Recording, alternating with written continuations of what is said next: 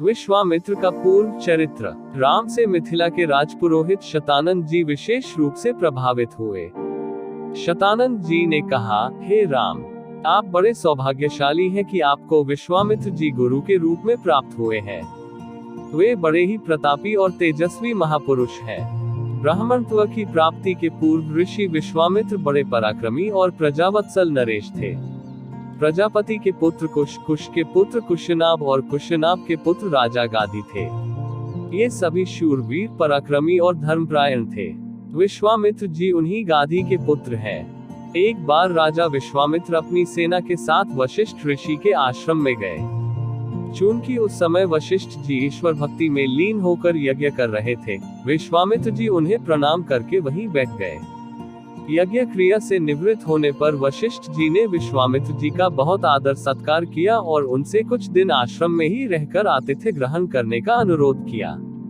इस पर यह सोचकर कि मेरे साथ विशाल सेना है और सेना सहित मेरा आतिथ्य करने में वशिष्ठ जी को कष्ट होगा, विश्वामित्र जी ने नम्रता पूर्वक विदा होने की अनुमति मांगी। किंतु वशिष्ठ जी के अत्यधिक अनुरोध करने पर थोड़े दिनों के लिए राजा विश्वामित्र को उनका आतिथ्य स्वीकार करने के लिए विवश होना पड़ा। राजा विश्वामित्र के आतिथ्य स्वीकार कर लेने पर वशिष्ठ जी ने कामधेनु गौ का आह्वान किया और उससे विश्वामित्र तथा उनकी सेना के लिए 6 प्रकार के व्यंजन तथा समस्त प्रकार की सुविधाओं की व्यवस्था करने की प्रार्थना की। उनकी इस प्रार्थना को स्वीकार करके कामधेनु गौ ने सारी व्यवस्था कर दिया। वशिष्ठ जी के अतिथि सत्कार से राजा विश्वामित्र और उनके साथ आए सभी लोग बहुत प्रसन्न हुए। कामधेनु गौ का चमत्कार देखकर विश्वामित्र के मन में उस गौ को प्राप्त कर लेने की इच्छा जागृत हुई और उन्होंने वशिष्ठ जी से कहा कि ऋषिश्रेष्ठ, कामधेनु जैसी गौ तो किसी वनवासी के पास नहीं वरन राजा महाराजाओं के पास ही शोभा देती है। अतः आप इसे मुझे दे दीजिए। इसके बदले में मैं आपको सहस्त्रों स्वर्ण मुद्राएं दे सकता हूँ। इस पर वशिष्ठ जी बोले कि राजन, यह गौ ही मेरा जीवन है और इसे मैं किसी भी कीमत पर किसी को नहीं दे सकता।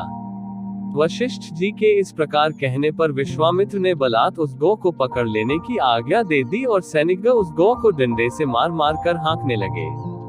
कामधेनु गौ ने क्रोधित होकर अपना बंधन छुड़ा लिया और वशिष्ठ जी के पास आकर विलाप करने लगी। वशिष्ठ जी बोले कि हे कामधेनु, मैं इस राजा को शाप भी नहीं दे सकता क्योंकि यह राजा मेरा अतिथि है और इसके पास विशाल सेना होने के कारण इससे युद्ध में भी विजय प्राप्त नहीं कर सकता। मैं अत्यंत विवश हूँ। वशिष्ठ जी के इन वचनों को सुनकर कामधेनु ने कहा कि हे ब्रह्मर्षि, क्या एक ब्राह्मण के बल के सामने क्षत्रिय का बल कभी श्रेष्ठ हो सकता है?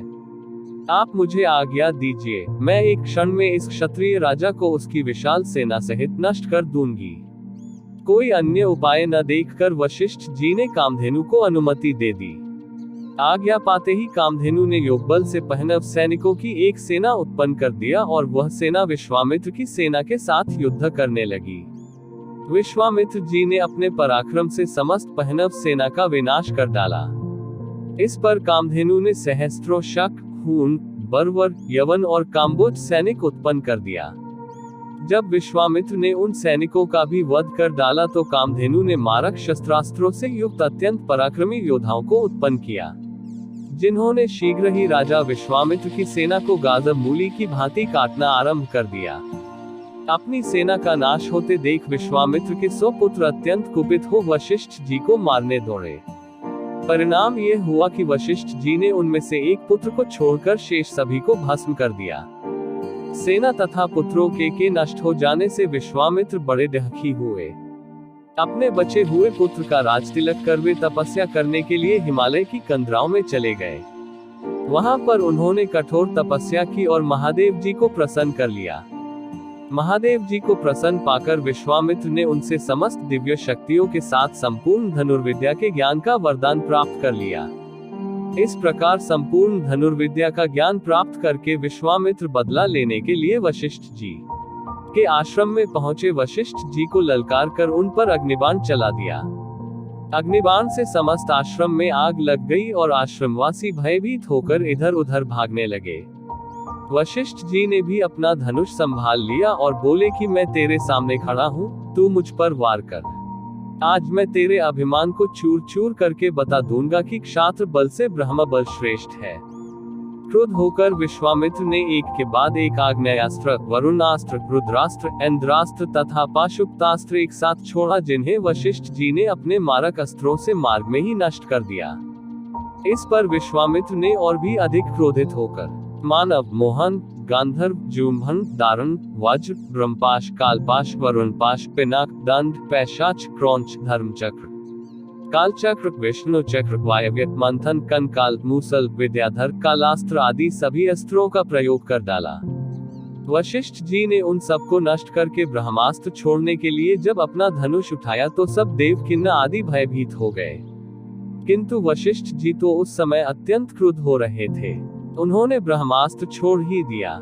ब्रह्मास्त्र के भयंकर ज्योति और गगनभेदी नाद से सारा संसार पीड़ा से तड़पने लगा।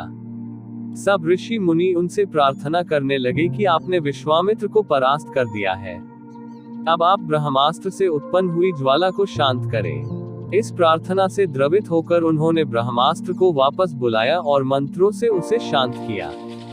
पराजित होकर विश्वामित्र मणिहीन सर्प की भांति पृथ्वी पर बैठ गए और सोचने लगे कि निस्संदेह क्षात्र बल से ब्रह्म बल ही श्रेष्ठ है। अब मैं तपस्या करके ब्राह्मण की पदवी और उसका तेज प्राप्त करूंगा। इस प्रकार विचार करके वे अपनी पत्नी सहित दक्षिण दिशा की ओर चल दिए।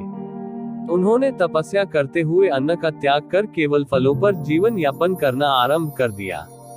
उनकी तपस्या से प्रसन्न होकर ब्रह्मा जी ने उन्हें राजर्षि का पद प्रदान किया।